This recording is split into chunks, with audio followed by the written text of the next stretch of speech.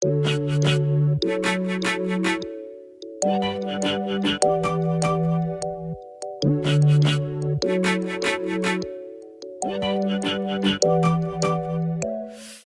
उससे कहा, क्या तुम इस बात का मतलब समझा सकते हो कि यीशु तुमसे मिले? उसने कहा, जैसे तुम यहाँ बैठे हो ना, वैसे मैंने उसे देखा। मैं उसे छू सकता था और उसे महसूस कर सकता था। वो मुझे यरूशलेम की तरफ ले गया, दक्षिण में सीढ़ियों के पास, और उसने पत्थर से एक किताब निकाली और उसने कहा, मेरे वचन का प्रचार कर। उसने कहा, उसी समय से मुझे पता चल गया कि वो खुदा का बेटा है। जिसके कान हो वो सुन ले। जैसे सोफिया ने आपको बताया, मेरी नस्ल फ़लस्तीनी है और मैं ब्रुकलिन न्यूयॉर्क में पैदा हुआ 1984 में। और जैसे जैसे हम लोग बड़े होने लगे, खासकर मेरे वालिद जब बड़े हुए या उम्र दराज होने लगे, तो उन्होंने चाहा कि हम इस्लाम के तौर तरीके सीखें और उसी में आगे बढ़ें। अमेरिका में भी हम इस्लामिक तरीके से ही बड़े किए गए थे। अरब का जो कल्चर है वो जूइश कल्चर के जैसा ही है, वो लगभग एक ही जैसा है। ये ऐसा है जैसे आधी ज़ुबान आधा कल्चर या आधा रहन सहन का तरीका। मतलब मान लीजिए आप हॉलैंड में रहते हैं और आप जूइश या अरब हैं, तो आप हॉलैंड के नहीं हो गए, आप हॉलैंड में बस रहते हैं। और ऐसे ही हम लोग अमेरिका में थे। तो मुझे किसी तरह का कोई धक्का नहीं लगा तहज़ीब के तौर पे, जब मेरे वालिद ने फैसला किया कि हमारा ख़ानदान यरूशलेम में रहेगा। मुझे नहीं मालूम, लेकिन आपको शायद पता ही होगा ज़्यादातर लोगों को कि इज़राइल और फ़लस्तीन के बीच जो पॉलिटिक्स है। फिर 97 में जब मैं 12 साल का था, तो मेरे वालिद पूरे परिवार को यरूशलेम वापस ले आए। और उनका मकसद था कि हम अच्छे मुसलमान बने, और ज़्यादा अच्छे, ताकि हम ज़्यादा वाकिफ़ हों अपने तौर तरीक़ों से, अपने मज़हब से और अपने कल्चर से। और फिर यही हमने किया। लेकिन मेरे लिए एक शौक की तरह था। अगर मैं ईमानदारी से आपको बताऊं तो ये एक शौक था। मेरे वालिद क्रिश्चियन अमेरिकन कल्चर से हमें बचाना चाहते थे और लेके वहाँ चले गए जहाँ क्रिश्चियन अमेरिकन कल्चर पैदा हुआ था। अब मैंने वो सड़कें देखना शुरू किया जहाँ लिखा होली सेपल्चर और विया डेला रोसा रोड, और वो निशान देखना शुरू हो गए जैसे दाऊद की कब्र, और ऐसे ही बहुत सारे बाइबल के निशान वाली जगह हैं। तो मेरे सवाल उठना शुरू हो गए। वैसे आप में से ज़्यादातर लोग ये जानते होंगे कि इस्लाम का जो कल्चर है वो लोगों के अंदर बहुत गहराई तक है। अगर कोई सच्चा मुसलमान है या आप किसी मुसलमान को जानते हैं, तो उनमें से ज़्यादातर के साथ ऐसा ही होता है। उनको समझाना आसान नहीं है। कई बार तो मुझे खुद को पिंच करके चेक करना पड़ता है कि आज सही में प्रीच कर रहा हूँ मैं, या सही में मैं क्रिश्चियन हूँ कि नहीं, क्योंकि वो हमारे रडार से बहुत दूर हैं। तो खैर, मेरे वालिद ने एक 5 माले की बिल्डिंग बनाई थी हमारे 97 में यरूशलेम पहुंचने से पहले ही, और वो चाहते थे कि उससे एक पैसा कमाने का ज़रिया बना रहे बस। और मैं अपने यरूशलेम के 1 साल के सफ़र के दौरान, जिसे मैं कहता हूँ ईमान में कमी आना या क्राइसिस ऑफ फेथ, वो मुझे शुरू हो गया। मुझे नहीं पता कि आप क्राइसिस से कभी गुजरे हैं या नहीं, लेकिन क्राइसिस वो है जिससे आप कहीं भी भाग नहीं सकते। वो समस्या आपको घेर ही लेगी। बाहरी तौर पर जो दिखाई देने वाली क्राइसिस थी, उससे बड़ी वो क्राइसिस थी जो अंदर बड़ी गहराई तक थी। और मैंने शक करना और सवाल करना इसी बात पर शुरू कर दिया कि किसने हमें इस कौम के लोग बनाया और हम लोग हैं कौन।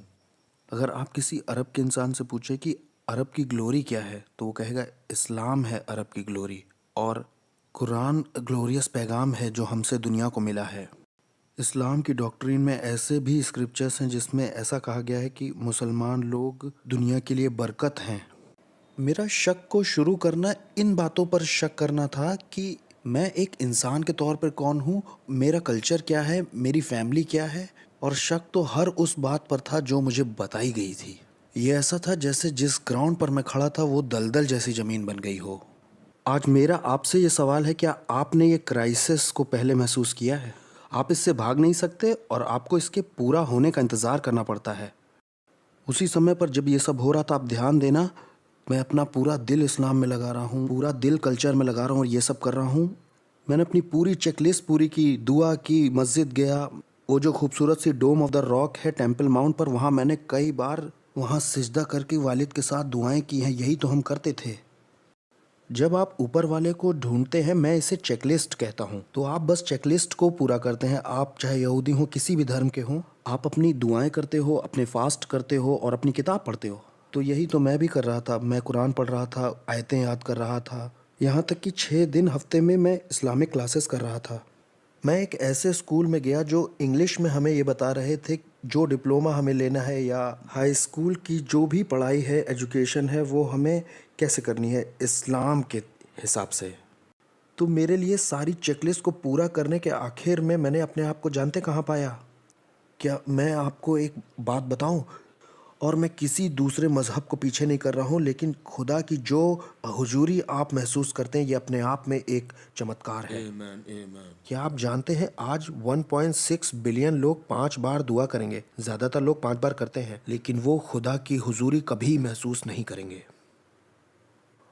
और मैंने इसी तरह से अपने आप को क्राइसिस ऑफ फेथ में पाया। और ठीक उसी समय आपको याद है ना कि मेरे वालिद ने एक 5 माले की बिल्डिंग बनाई थी। जब हम वहाँ पहुँचे उससे पहले ही, तो वहाँ एक दिन एक ब्लॉन्ड लेडी आई जो बहुत प्यारी सी खूबसूरत सी थी अपने हस्बैंड के साथ। उन्होंने खटखटा के पूछा, हमने सुना है दरअसल हम अपार्टमेंट ढूंढ रहे हैं, क्या आपके पास है? और ये लोग पता है कौन थे? रेमा बाइबल कॉलेज से ग्रेजुएट मिशनरीज। And और मेरे वालिद ने एक अच्छे मिडिल ईस्टर्न की तरह कहा, पैसे निकालो और अंदर घुस जाओ। and ये तो 1 साल से ज़्यादा तक का सफ़र था और अगले आने वाले 1.5 सालों में मैंने उन लोगों से मिलना शुरू किया और उन्हें जानना शुरू किया जिनको मैं हैप्पी पीपल कहता था, यानी खुशनुमा लोग कह के बुलाता था। और वैसे मैं ये भी बता दूं कि उन्हें खुश देख के तो खुश था, लेकिन मैं वैसे खुश नहीं था, because क्योंकि मुझे तो ऐसी बातें बताई गई थी कि यहूदी और क्रिश्चियन तो काफिर होते हैं। और ये मुझे एक तरह से पागलपंती वाली बातें लग रही थी। क्या मैं ये शब्द बोल सकता हूँ आपके सामने? अच्छा है मैंने हीरोपंती नहीं बोला। I, और ये मेरे अंदर एक तरह से सवाल बन गया कि ये काफिर लोग इतने अच्छे क्यों हैं? और मैं उन्हें जान पा रहा था। वो मुस्कुराया करते थे और वो यीशु से मोहब्बत करते थे, और मैं समझता था ये खिसके हुए हैं क्या। और एक दिन मुझे उन पे इतना प्यार आया, इतना कि मैं अपनी कुरान उठा करके उनके यहाँ ऊपर चला गया और मैं वो पढ़ने लगा जो कुरान और इस्लाम का मजहब सिखाता है काफिरों और यहूदियों के बारे में। और ये बड़ा ऑकवर्ड सा मोमेंट था उनके लिए, क्योंकि मैं उन्हीं के लिए पढ़ रहा था कि उनके बारे में क्या लिखा है, और मैं यहाँ नहीं बताऊँगा कि क्या था। तो मैं उनके लिए पढ़ रहा था कि कैसे वो हमेशा हमेशा के लिए सज़ा पाने जा रहे हैं और खुदा ने कैसे लानत किया है यहूदियों और क्रिश्चियंस को। कुछ आयतें हैं, एक आयत उनमें से है कि यहूदी और क्रिश्चियंस कैसे बंदरों और सूअरों की औलादें हैं। और मैं जानता हूँ कि मैं बहुत बड़ा गधा था, है कि नहीं, क्योंकि उनके मुंह पे ही बोल रहा था मैं। लेकिन मैं उनसे मोहब्बत करता था और अच्छी नीयत से कर रहा था। उन्होंने मुझसे कहा, हाजिम हम इस बारे में बात करेंगे, लेकिन तुम्हें एक वादा करना होगा। मैंने कहा क्या? तुम्हें ये वादा करना होगा कि तुम इस बारे में किसी से बात नहीं करोगे कि हमारी कोई ऐसी बातचीत हो रही है। वो बड़े खुश हुए जब मैंने कहा मुझ पे भरोसा रखो, किसी को पता नहीं चलेगा। I'm not. मैं कोशिश करूँगा कि किसी तरह की परेशानी ना हो। तो वो जो बातचीत थी वो लगभग 1.5 साल और चली। उस बातचीत के आखिर में मैंने अपने आप को यरूशलेम के एक चर्च में पाया। पहली बार ज़िंदगी में, याद रखिएगा, मैं क्राइसिस ऑफ फेथ से गुजर रहा था। ऐसा कभी नहीं होता कि एक मुसलमान रात में सोए और सुबह क्रिश्चियन बन जाए। हम हर संडे चर्च में जाके अपने हाथों को नहीं उठाते हैं, और आप जानते हैं ना कि हमारे यहाँ भी इस तरह से नहीं होता। ये एक तरह से सचमुच कुर्बानी देना है, खुदावंद के पीछे चलना। तो मेरे लिए ये वो दौर था जब मुझे याद है मैं ऐसा सोच रहा था कि अगर मेरे ये क्रिश्चियन दोस्त सचमुच सचमुच खुदा को जानते हैं, ये जो मुझे बता रहे हैं अगर ये सच है, तो मैं क्या कर रहा हूँ मक्का की तरफ मुँह करके 4 बार, सच बोलूँ तो 4 बार दिन भर में। और ये मेरे अंदर की जद्दोजहद थी। आपको याद है मैंने बताया था चेकलिस्ट के बारे में? अगर आप सिंसियरली देखोगे तो ज़्यादातर लोग अपनी चेकलिस्ट को ही पूरा नहीं करते हैं। उनमें से ज़्यादातर, आज जब संडे की सुबह है ना, इस समय भी लोग सो रहे हैं। दुनिया भर के ज़्यादातर इंसानों को कोई फ़िक्र नहीं अपनी इटर्निटी की। लेकिन मैं अपनी ज़िंदगी के बारे में बहुत सिंसियर और बहुत सच्चा था। जब मैं अपनी चेकलिस्ट के आखिर में पहुंचा तो मैंने महसूस किया कि कुछ तो गड़बड़ है। क्या आपने कभी ऐसा महसूस किया है कि आपने दुआ की हो और स्वर्ग पीतल जैसा हो गया और दुआएं ज़मीन पर गिर गई हों? मैंने बिल्कुल ऐसा ही महसूस कर रहा था।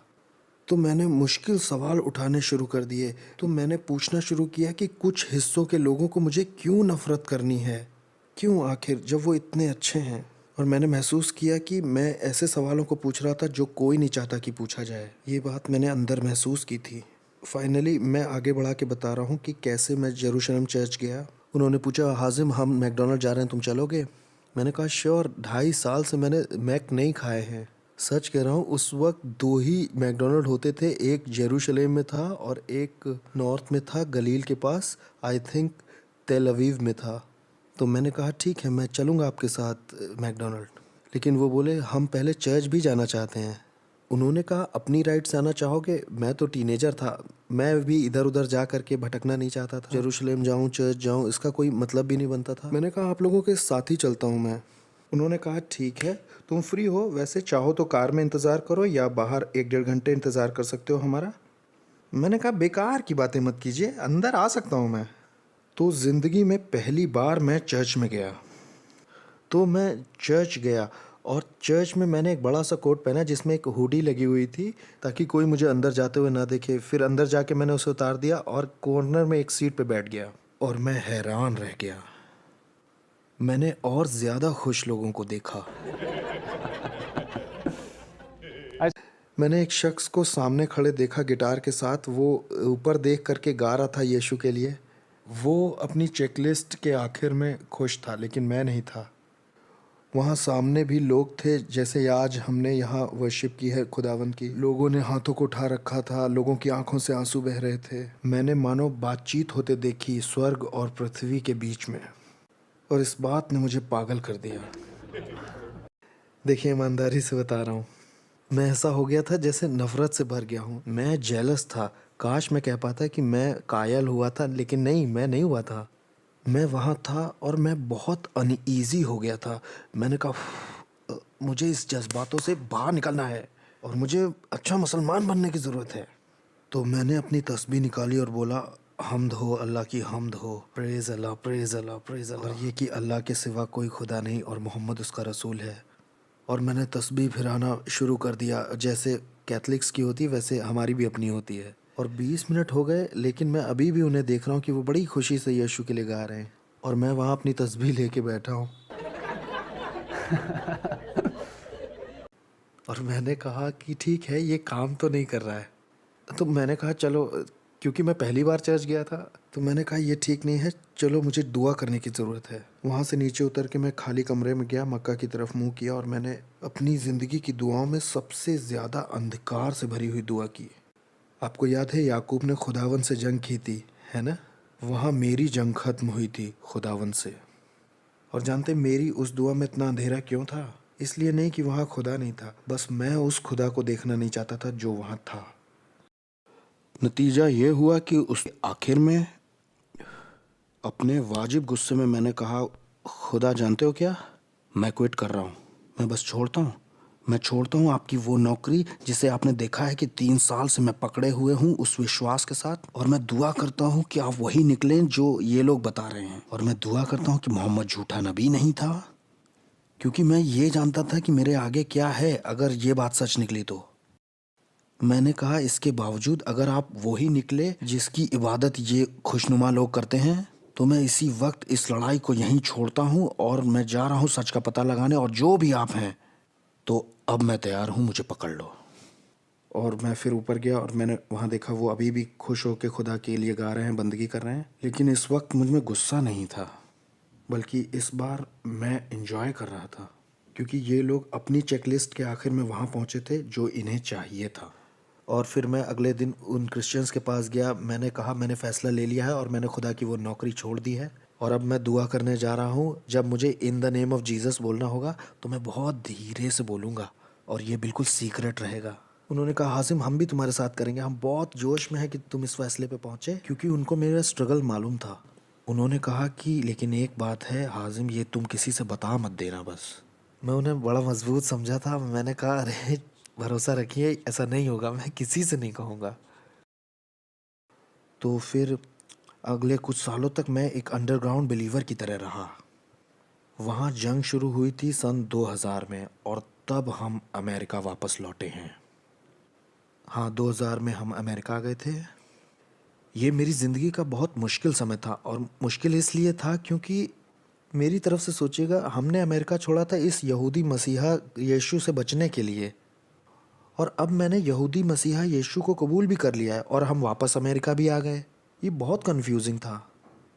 तो मुझे याद है कि ये जंग जो शुरू हुई थी इसने मुझे बहुत बहुत कंफ्यूज कर दिया। फ़लस्तीनी होने के तौर पे मुझे ये बताया गया था कि इज़राइल फ़लस्तीनियों के साथ क्या कर रहा है, और इसमें कोई शक नहीं है कि इज़राइली चैनल्स ये दिखाते हैं कि फ़लस्तीनी इज़राइलियों के साथ क्या कर रहे हैं। ये एक बहुत बड़ी गड़बड़ी, एक मैस है जो जंग से निकली है, और जंग से कुछ भी अच्छा कभी नहीं निकलता है। तो मैंने घुटनों पे आके खुदा से कहा, खुदा अगर यहूदी तेरे लोग हैं तो ये मेरे लोगों को मार क्यों रहे हैं। देखिए, मैं ये जानता हूँ कि ये दुआ बड़ी तरफदारी की दुआ है, बड़ी पक्षपाती दुआ है और बड़ी जाहिल दुआ भी है, लेकिन ये मेरी दुआ थी। 15 साल का होने पर ये मेरी दुआ थी। और अचानक से मुझे नींद आ गई, और मुझे याद है कि उस अंधेरे कमरे में अंधेरे से एक आदमी निकल के आया, और मुझे लगा मैं अपना दिमाग खो रहा हूँ। ये शख्स यीशु की तरह दिखता था। इसकी दाढ़ी यीशु की जैसी थी। इसके लंबे बाल थे, गोल जैसे, सीधे नहीं थे। और वैसे बता दूं, वो बिल्कुल वैसे नहीं दिखते जैसे ब्रिटिश आदमी की नीली आंखें दिखाई देती फिल्म में। वो उतने गोरे नहीं हैं, उनकी भूरी आंखें हैं और वो बस शानदार हैं। सबसे अच्छी तरह से मैं उनके बारे में जो बयान कर सकता हूँ वो है कि वो मिला जुला था जैसे एक याजक और एक चरवाहा। और उन्होंने मुझसे कहा, यशाया 22 पढ़ो। अब मेरे पास तो बाइबल भी नहीं थी। अजाया अजाया कौन था? अजाया कोई कार्टून कैरेक्टर भी तो हो सकता है, मुझे क्या पता। और फिर मैं उठा और मैं समझ गया कि ये आदमी जो मेरे सपने में था ये एक हाई प्रीस्ट था। मैंने ये शब्द महायाजक, हाई प्रीस्ट कभी नहीं सुना था। मैं उन क्रिश्चियंस के पास गया, मैंने कहा मुझे ऐसे ऐसे सपना आया है, मुझे लगता है ये यीशु था। तो उसने कहा, हाजिम तुम्हारे पास बाइबल है क्या, मैं तुम्हें दिखाऊं? मैंने कहा, मैं बाइबल नहीं रख सकता, बाइबल रखना सेफ नहीं है। उसने कहा, हमारा एक नबी है यशाया, यशाया की किताब भी है बाइबल में, उससे यशाया की किताब कहते हैं, आओ पढ़ें। और जब मैं उसे पढ़ना शुरू किया तो एनआईवी या मैसेज ट्रांसलेशन में ऐसा था, वो मुझे ऐसा लग रहा था जैसे कोई न्यूज़पेपर पढ़ रहा हूँ। सारी आयतें तो मुझसे ताल्लुक़ नहीं रखती थीं, लेकिन उनमें से कुछ बेहद सही थीं। जंग के उस समय में यीशु खुद मुझे दिखाई देते हैं और कहते हैं, यशाया 22 पढ़ो। यहाँ मेरा दिल टूटा हुआ है और मैं बड़ी खुदगर्ज दुआ करता हूँ, उसका जवाब भी आता है, यशाया 22 पढ़ो। कैसे शुरू होता है यशाया 22? वहाँ ये लिखा है, हे शहर, हे यरूशलेम शहर, कोहराम और चिल्लाहट से भरे हुए, तुम लोग छत पे क्यों चढ़ गए हो मरे हुए लोगों को देखने के लिए? मैं जाता था छत पे ये देखने के लिए कि ये हेलीकॉप्टर इधर से उधर जा रहे हैं जंग में, कैसे पत्थर फेंके जा रहे हैं इधर उधर। हम लोग यरूशलेम के उस हिस्से में रहते थे जहाँ जंग होती है। वहाँ से 1-2 मील पर ही वेस्ट बैंक था, वो तो मेन जड़ की जगह थी, और मैं 5वें माले से उसे देख सकता था। और तब चौथी आयत ने यशाया 22 की मेरी ऐसी खिदमत की है, मैं बता नहीं सकता। चौथी आयत में खुदा कहता है कि मुझसे अलग हो जाओ, मुझे तसल्ली देने की कोशिश न करना, और मुझे फूट फूट कर रोने दो, क्योंकि मेरे लोग तहस नहस हुए हैं। और अचानक ही जिंदा खुदा जवाब देता है इस खुदगर्ज दुआ का। ये याद रखिएगा कि एक आदमी जो चेकलिस्ट के चक्कर में फंसा हुआ है और जिसने पहले कभी खुदा की आवाज़ नहीं सुनी, एकदम से अचानक खुदा मुझे अपने जज्बात दिखाने लग गया, और बड़े अद्भुत तरीके से मैं ये समझ जाता हूँ कि हाई प्रीस्ट क्या होता है। यशाया 22:22 में ऐसा लिखा था कि मैंने दाऊद की कुंजी उसको दी है, जिस दरवाजे को वो बंद कर दे तो कोई खोल नहीं सकता, और जिसे वो खोल दे तो कोई बंद नहीं कर सकता। उन्होंने कहा, हाजिम ये टाइप ऑफ क्राइस्ट है। उन्होंने 3:20 प्रकाशित वाक्य पढ़ा है जहाँ लिखा है, दाऊद की कुंजियाँ मेरे हाथ में है, और मैं खोलता हूँ दरवाजे तो बंद नहीं होंगे, और मैं बंद करूँगा तो कोई खोल नहीं सकता। इस खुदगर्ज दुआ का भी जवाब देता है एक ऐसा रहनुमा जो आता है और जवाब भी देता है, इतना हलीम है। और हल कौन था? हल था यीशु, 22वीं आयत का इंसान। तो फिर हम अमेरिका आ गए आखिर में। मैं अभी भी अंडरग्राउंड बिलीवर ही था, और जब मैं 17 का हुआ तो मैं बस बर्दाश्त नहीं कर पा रहा था 2 तरह की लाइफ जीना। फिर मैं असलियत से रूबरू हुआ और मैंने कॉलेज के नाम पर घर छोड़ दिया। मेरे वालिद, जिन पर पूरे ख़ानदान की ज़िम्मेवारी थी, उन्होंने ये सोचा कि उन्होंने मुझे कॉलेज भेज के कोई गलती कर दी, तो उन्होंने मुझे वापस बुलाना चाहा, और मैंने कहा मैं वापस नहीं आ सकता। वो बोले, हाशिम क्यों नहीं आ सकते हो तुम? वो पहली बार था जब मैंने होशो हवास में वालिद से नाफरमानी की। मैंने कहा मैं नहीं आ सकता क्योंकि हम जैसे जी रहे मैं नहीं जीना चाहता। उन्होंने कहा, अगर तुम 12 घंटे में घर वापस नहीं आते हो तो यहाँ वापस मत आना। और ये 12 साल पहले की बात है। और इन 12 सालों में उन्होंने आज तक अपने अल्फाजों को बनाए रखा, लेकिन खुदावंद ने आज तक बहुत अच्छे से रखा है। और मैं आप में से बहुत से लोगों के चेहरे देख रहा हूँ, मेरा भरोसा कीजिए, ये चीज़ें यूं ही पूरी नहीं होती, इनसे तो गुजरना ही होता है और खुदा फजल देता है। जिस तरह से आप मुझे देख रहे हैं, मुझे बिल्कुल दुख मत दीजिए, क्योंकि दुनिया में ये बातें मैं नहीं सीख पाता, मैंने तो गुजर के ही सीखा है। तो आगे की कहानी को मैं थोड़ा सा छोटा कर रहा हूँ। आगे आने वाले 6 महीनों में मैं बस सोता ही रहा, मैं बस टीवी देखता रहा और बस चैनल बदलता रहा और बस या तो रेडियो सुनता रहा, चैनल चेंज करता रहा। और बाकी के 16 घंटों में मैं सोया करता था। मुझे नहीं मालूम था मैं डिप्रेस था, और इतना था कि बिस्तर से उठने की भी ताकत मुझ में नहीं थी। जो लोग खुद को डिप्रेस कहते थे, मैं उन्हें समझता था कि ये तो बस बहाने बना रहे हैं, जब तक मेरे साथ नहीं हुआ और मैं बिस्तर से नहीं उठा। और फिर एक दिन मैं चैनल बदल रहा था तो टीवी पर एक वाइट कपड़ों में मुझे एक आदमी दिखाई दिया और वो लोगों के लिए दुआएं कर रहा था। ये आदमी थोड़ा सा अजीब था और ये हमारी ज़ुबान में सुनाई देता था। ये बेनी हिंद थे। तो इनका एक्सेंट बिल्कुल हमारी तरह था और मैं बस इन्हें देखता जा रहा था। और मेरे अंदर से उस आवाज़ ने कहा, इसके लिए मैंने तुम्हें बुलाया है। और मुझे याद है कि वो इतनी गहरी और इतनी सधी हुई आवाज़ थी जिसने मुझे बहरा सा कर दिया था। ये आवाज़ इतनी तेज़ और इतनी सच्ची थी, मुझे नहीं मालूम था ये पाक रूह की आवाज़ है, लेकिन मैं ये जानता था कि ये आवाज़ ज़िंदगी बदलने वाली आवाज़। लेकिन मैं तो रोज़ बिस्तर से उठने की कोशिश में था और मुझे प्रचार करना चाहिए। हाँ, मुझे उस वक्त नहीं मालूम था इनका मतलब क्या है। अभी मैं आपको जोड़ के बताऊंगा थोड़ी देर में। तो मैंने टीवी तो बंद कर दिया और मैं जो करना चाहिए था बिस्तर पे लेट गया, क्योंकि बचना चाह रहा था। लेकिन अगले दिन कुछ अद्भुत हुआ सुबह, जिसको मैं बयान नहीं कर सकता। 8 बजे मैं उठा बिस्तर से उठने की इच्छा में, और अचानक अब मैं डिप्रेस्ड नहीं था बिल्कुल भी। बावजूद इसके मेरे दिमाग ने तो रिजेक्ट कर दिया था, लेकिन मेरी बॉडी ने सपोर्ट किया उस पर्पस को जो खुदा ने मुझे बोला था। मैं सारी बातों को खोल कर बड़ा करके पूरी तरह से बता सकता हूँ, लेकिन मैं थोड़ा छोटा कर रहा हूँ। आगे चल के मैं पास के एक चर्च में जुड़ गया और फिर मैंने बोरिंग चीज़ों को भी किया, वो चेकलिस्ट वाली दुआएं, फास्टिंग और अपने दिल को खुदावंद में लगाए रहना। और फिर ज़्यादा समय मुझे नहीं लगा, राइट टाइम पे राइट लोग मिलने लगे। फजल से, फजल उसमें मिक्स था भाई। और अब मैं यहाँ हूँ। मैंने फास्ट फॉरवर्ड कर दिया 3 साल पहले तक का। 3 साल पहले डॉक्टर पॉल क्राउच के टीबीएन में जुड़ गया और पॉल क्राउच ने मुझसे कहा कि हाजिम, मुझे लगता है कि तुम्हें टीवी पे आने की ज़रूरत है। और मैंने कहा, डॉक्टर क्राउच, मुझे ऐसा लग रहा है कि आप गलत हैं। अब मैंने जोड़ दिया है उन हिस्सों को जो मैंने आवाज़ पहले सुनी थी अंदर। 3 महीने हम आगे पीछे बात करते रहे कि मुझे महसूस हो रहा है, तुम आओ और तुम इसे करो। और मैं डर के मारे मना करता था। और एक दिन उन्होंने मुझसे कहा कि हाजिम, मैंने तुम्हें मौके दिए हैं और अब तुम्हारे लिए दुआ करता हूँ कि तुम्हें सही विजडम मिले। और वहीं उसी वक्त ऐसा लगा जैसे वो शब्द मेरे अंदर घुस गए और मैंने महसूस किया कि मैं रस्सी के कोने तक आ गया हूँ और अब मुझे फैसला लेना है। अब या तो मैं विश्वास से पैर रखूँ ज़मीन पर और या तो जाने दूँ इस मौके को। 20 साल आप खुदा से दुआ कर सकते हैं, यूज़ मी गॉड, यूज़ मी लॉर्ड, और एक दिन खुदा आपसे कहे, ओके मैं तुम्हें तैयार हूँ इस्तेमाल करने के लिए। एक दिन तो हमें ये फैसला लेना ही होगा कि हम अपने घुटनों से खड़े हों और चलें उस तरफ जिस तरफ खुदा हमें ले जा रहा है। और यहीं मैं पहुँच गया था। फिर वहाँ से मैंने खुदा के सामने फिर से एक बार सरेंडर किया। मैंने 2 हफ्ते तक दुआएं की और खुदावन ने मुझे आइज़ाया 65:1 दिया।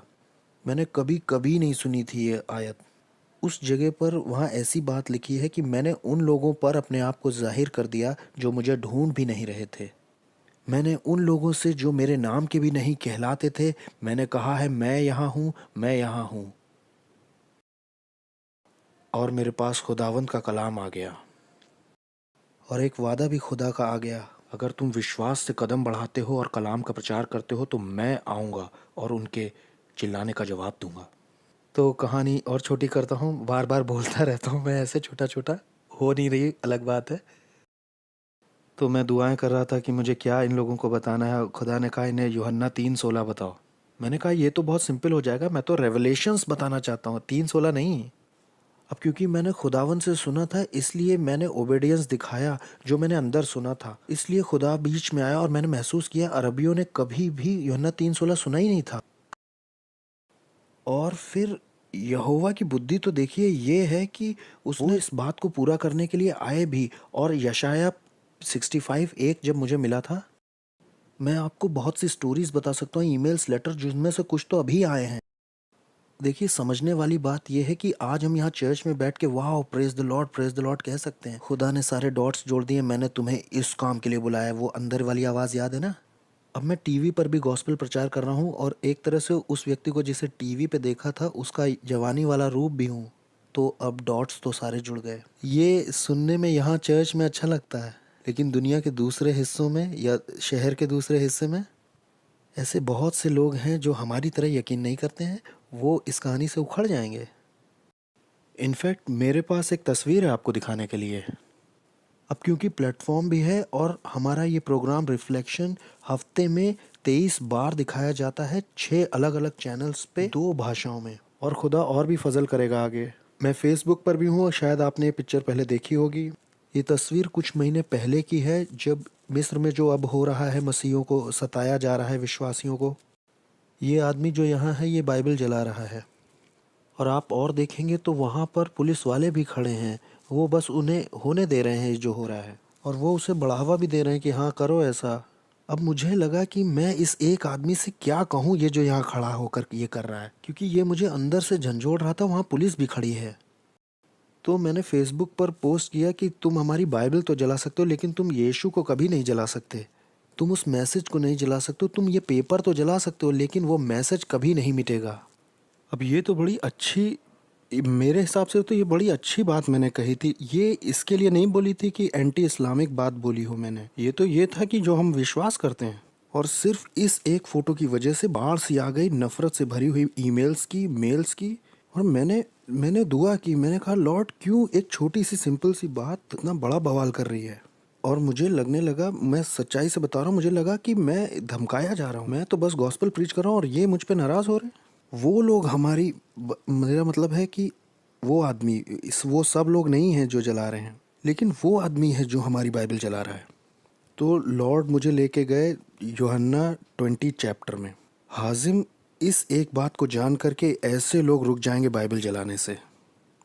और अब मैं टाइम की वजह से पूरा नहीं पढ़ रहा हूँ, लेकिन देखिए मैं कहाँ से पढ़ रहा हूँ। मैं देखिए आप, सप्ताह के पहले दिन जब अभी अंधेरा ही था, तब मरियम मगदलिनी कब्र पर पहुंची और उसने देखा कि पत्थर लुढ़का हुआ है। वो दौड़कर पतरस और दूसरे चेलों के पास गई। उन्होंने प्रभु की लाश को वहां से हटा लिया है। पतरस और दूसरे चेले दौड़कर जाते हैं कब्र पर देखने के लिए। तब दूसरे चेले ने झुक कर देखा और विश्वास किया, क्योंकि अभी तक वो ये नहीं समझे थे कि पवित्र शास्त्र के अनुसार यीशु मुर्दों से जी उठेगा। मरियम कब्र के बाहर खड़ी रो रही थी। रोते हुए उसने झुककर अंदर देखा तो 2 स्वर्गदूत उसे दिखाई दिए, सफ़ेद कपड़ों में। यीशु जहाँ लेटा था, सिर और पैर के पास बैठे पाया। तुम क्यों रोती हो? स्वर्गदूतों ने उससे पूछा। क्योंकि वो मेरे प्रभु को ले गए हैं, उसने जवाब दिया, और मुझे नहीं मालूम है कि उन्होंने कहाँ उसे रखा है। क्या आपने भी पहले सोचा है कि यीशु आपकी सिचुएशंस में कहाँ रहते हैं? क्या जिंदा मसीहा कहाँ रहता है आपकी ज़िंदगी में? ये आपने सोचा? वो भी इसी जगह पहुंच गई थी, इसमें शक नहीं है। उसने मुड़कर देखा तो उसे लगा वहाँ कोई खड़ा है। वहाँ उसके पीछे कोई खड़ा था। वो यीशु था, लेकिन उसने उसे पहचाना नहीं था। आप लोग यहाँ ऊपर आ सकते हैं। उसने उसे पहचाना ही नहीं। तुम क्यों रोती हो? यीशु रेड लेटर्स में है। और तुम किसे ढूंढ रही हो? देखिए कितनी अद्भुत बात है कि वो यीशु को ढूंढ रही है। वो उससे वहीं खड़े होकर बात कर रहा है रेड लेटर्स में, और वो उसे पहचान नहीं पा रही। पूरा मुस्लिम समाज ये कहता है कि हम यीशु को जानते हैं, लेकिन वो उसे नहीं पहचानते हैं। जो सबसे मुश्किल हालात हैं वो ये हैं मेरे नज़रिए से, वो सबसे मुश्किल हालात होते हैं जब मुझे अपने मुसलमान दोस्तों को ये बताना पड़ता है कि तुम यीशु को नहीं मानते हो भाई, तुम उसके उस वर्जन को मानते हो जो तुमने कुरान में खुद बनाया है, और बस उतने पे ही तुम्हारा यकीन है। वो सन ऑफ गॉड नहीं है, इंसान है बस वो तुम्हारी नज़र में। ये मेरे लिए एक पहेली की तरह है कि तू क्यों रोती है। वो उसको ढूंढ रही थी और वो वहीं उससे बात कर रहा था। क्या आपके साथ ऐसा हुआ है कि यीशु वहीं हो आपकी ही परिस्थितियों में और आपको पता ना हो? उसे लगा कि वो माली है और उसने कहा कि क्या आप मुझे बता सकते हैं उसे कहाँ ले गए हैं? मेहरबानी से मुझे बता और मैं उसे ले जाऊंगी। और यीशु ने उससे सिर्फ एक शब्द कहा, सिर्फ एक शब्द, एक शब्द। उसने उसे कोई प्रचार नहीं किया, कोई पहाड़ी उपदेश नहीं दिया, कोई किसी तरह की डॉक्ट्रिन नहीं दी, उसने उसे कोई टीवी शो नहीं दिया, उसने उसे कोई बाइबल नहीं दी, उसने सिर्फ एक शब्द बोला। तो मुस्लिम वर्ल्ड को कैसे पता चल सकता है कि यीशु खुदा है? उसके लिए सिर्फ एक शब्द काफ़ी है, और वो एक शब्द कुछ ऐसा है। यीशु ने उसकी तरफ देखा और कहा, मरियम। उसने उसको उसके नाम से बुलाया और एकदम से वो उसकी ओर मुड़ती है और कहती है, रब्बी, कैपिटल टी, टीचर। और यीशु ने कहा, मैं अभी तक ऊपर नहीं चढ़ा हूँ, जाओ जाकर सबको बताओ कि मैं पिता के पास जा रहा हूँ ऊपर, और तुम्हारे खुदा और मेरे खुदा के पास। ये कैसे होगा कि मुसलमान लोगों को यीशु के बारे में पता चले? जब मुसलमान लोग सुनेंगे जिंदा मसीह के मुंह से अपने नाम को, क्योंकि अल्लाह ने किसी के नाम को नहीं बुलाया, मोहम्मद ना। और ध्यान से सुनिए वो आगे क्या कहती है।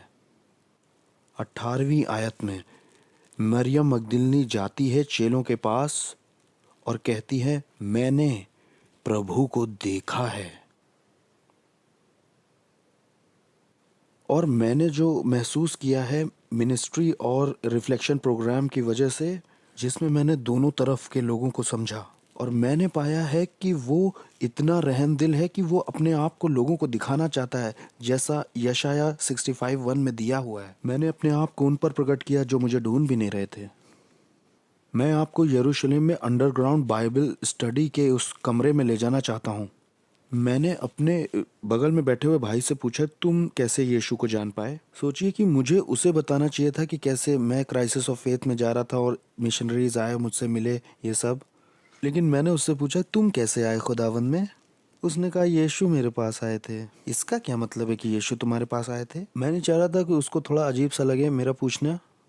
मैंने उससे कहा, क्या तुम इस बात का मतलब समझा सकते हो कि यीशु तुमसे मिले? उसने कहा, जैसे तुम यहाँ बैठे हो ना, वैसे मैंने उसे देखा। मैं उसे छू सकता था और उसे महसूस कर सकता था। वो मुझे यरूशलेम की तरफ ले गया, दक्षिण में सीढ़ियों के पास, और उसने पत्थर से एक किताब निकाली और उसने कहा, मेरे वचन का प्रचार कर। उसने कहा, उसी समय से मुझे पता चल गया कि वो खुदा का बेटा है। मैं अपने मुंह से बड़ा हलीम बन रहा था कि मिशनरीज आए थे मेरे पास, उससे तो सीधे यीशु मिलने आए थे। मैंने कहा, प्रेज गॉड। मैं इधर उधर देखने लगा, मैं दूसरी तरफ मुड़ा। मेरे लेफ्ट में जो सिस्टर बैठी थी वो समझ गई मेरा चेहरा देख के कि मैं थोड़ा झटका खा गया हूँ। उसने कहा, ओ हाशिम, हम ज़्यादातर लोग यहाँ पर ड्रीम्स और विजन से आए हैं प्रभु में। तो मैंने कहा, तुम कैसे आई, जरा बता। उसने कहा, मुझे सपने में 1 साल तक एक लिबास पहने हुए सफ़ेद कोई आदमी दिखता था, और उसके चारों ओर इतनी रोशनी थी, लेकिन मैं ये जानती थी कि इस रोशनी के बीच में कोई खड़ा जरूर है। पूरे साल भर तक मैं समझ ही नहीं पाई कि वो था कौन। मैं उसे द लाइट कह के बुलाने लगी। यीशु ने कहा है, राह, सच और जिंदगी मैं ही हूँ, मेरे बिना कोई पिता तक नहीं पहुँच सकता। क्या आपको जानना है कि मुसलमानों की दुनिया में खुदा क्या कर रहा है? तो न्यूज़ बंद करो और दुआ करना शुरू करो और स्पिरिट से अंदर देखो, क्योंकि जो हम देख रहे हैं वो बिल्कुल अलग है उससे जो खबरों में दिखाया जाता है। मैंने फैसला किया है कि मिडिल ईस्ट में क्या हो रहा है न्यूज़ से नहीं, पाक रूह से जानूंगा।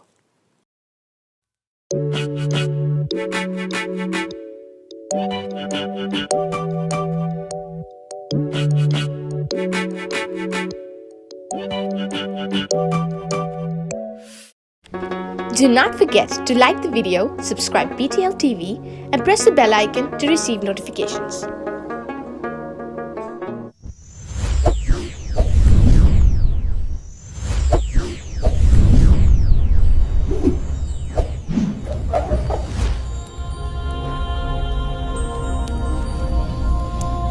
Jesus is the light of the world.